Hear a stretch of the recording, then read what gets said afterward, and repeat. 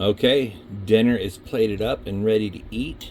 You can see those beautiful potatoes, fluffy on the inside, crisp on the outside. That beautiful roast beef with that gravy that I let cook down, those carrots, the Holy Trinity mixed in there. I can't wait to dig into this nice warm meal on a cool Connecticut night. From Chefin' Life and his wife, have a happy night and a happy Labor Day. Good afternoon, everyone. Welcome to Voodoo Culinary Kitchen. What you're looking at here is bell peppers, onions, and celery. It is used in a lot of soul food and Creole cooking and Louisiana cooking, such as gumbos, etouffees, etc. It is the basis of a lot of those dishes, and they are amazing. What we've done is we've chopped them up, got them about equal pieces, so we're going to cook them up in a pan with some butter. This will be the base for our pot roast. I'm going to do a soul food style pot roast tonight, and this is just our beginning. I can't wait to show you more. Okay, we've got our rub made up. It's got some onion, garlic, smoked paprika, whole thyme, rosemary, a little bit of cayenne pepper, and salt and pepper as well. What we're going to do is we're going to go ahead and, as you can see here, we've patted our roast down dry all the way around. We've put some of our seasoning on already. What we're going to do is come over to our pan. It's got a bunch of beautiful bacon grease in it. We're going to sear each side. As I do it, I'm going to go ahead and put seasoning on each side of it so it's fully got that rub and that flavor on it before we put it in the crock pot. Okay, as you can see, we've got the seasoning all around the sides. A lot of it's going to be down in the pan. We're going to leave that there because we're going to throw in our Holy Trinity next, which is our celery, onions, and bell peppers. I'm going to saute that up in the bacon grease, the fat from this, and the seasonings in the pan. Okay, we've got those beautiful vegetables down in the pan with some more bacon grease.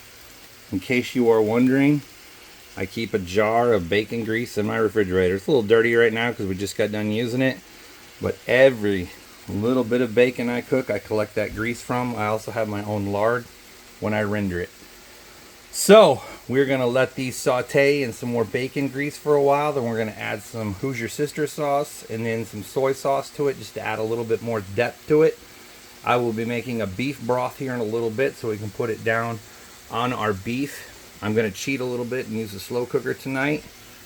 As you can see, we've got a nice sear on the sides of our beef. I can't wait to get that down in the pot and start cooking. Okay, the next thing we're cutting up to go into our beautiful roast is our carrots. Now, I do not skin my carrots. I love the flavor of the skin. You just have to make sure you scrub them a little bit better to get all the dirt off. But the nutrition and the flavor is in that skin, so I love to keep it on there. We're going to chop these up into a little bit smaller pieces, and we're going to throw them in with our roast and those beautiful vegetables we're sauteing. Okay, I decided to change up how I was going to cook it. I can't do all of this authentic work and then put it in a slow cooker. So I pulled out my beautiful Dutch oven, gifted to me from my aunt a while ago, and I enjoy cooking in it. So we've got our beef broth in there. We've got our beef in there.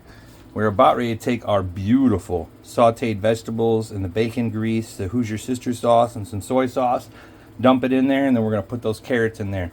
Put it on low and just start letting it cook for the next several hours. Okay, as you can see, we've got every beautiful thing down in that pot. Put the lid on, just let it slowly cook. We could do a rice with this, but those are more going with a Cajun or a Creole dish.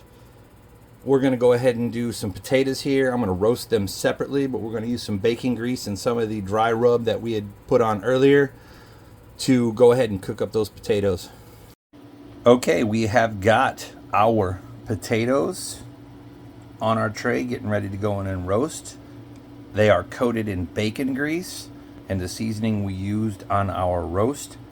I can't wait for these to be done. We're going to crisp them up at the end with just a little broil on them. Okay, it's been about 5 hours, and as you can see, our roast is starting to fall apart. It is dinner time.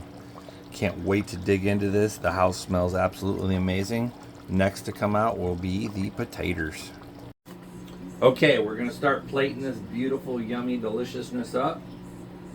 First, we have our roast. Look at that. Look at how nice that is, just pulling apart there. Now, I know there's a couple different ways to do it. A lot of people would cube it up, use it like a stew meat. I like it both ways, but this is the way I grew up on it. And then we're gonna put some of these roasted potatoes in there. I can't wait to get these off the plate once I find an oven mitt first. Hang with me, folks. I'm sort of not prepared. Okay, so I used some little creamer potatoes with bacon grease on them and the seasoning that we had used on our roast beef. So we're gonna go ahead and plate these up now. I roasted them whole with a little bit of crisp on the outside for just a little extra yumminess.